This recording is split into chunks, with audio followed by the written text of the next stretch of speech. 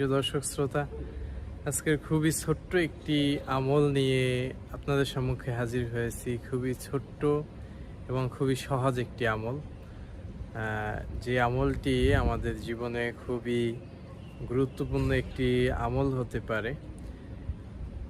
রিজিক বৃদ্ধির আমল নিয়ে আজকের কথা বলবো।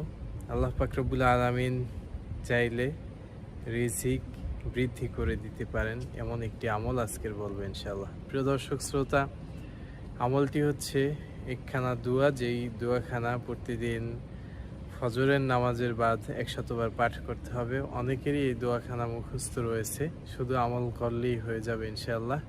আবার যাদের মুখস্থ নাই তারা আমার ভিডিওটি দেখে অবশ্যই মুখস্থ করে নেবেন এবং আমলটি করবেন। সেটি হচ্ছে আউযু বিল্লাহি মিনাশ শাইতানির রাজিম, বিসমিল্লাহির রহমানির রহিম, লা হাওলা ওয়ালা কুওয়াতা ইল্লা বিল্লাহিল আলিয়্যুল আযীম, লা হাওলা ওয়ালা কুওয়াতা ইল্লা বিল্লাহিল আলিয়্যুল আযীম।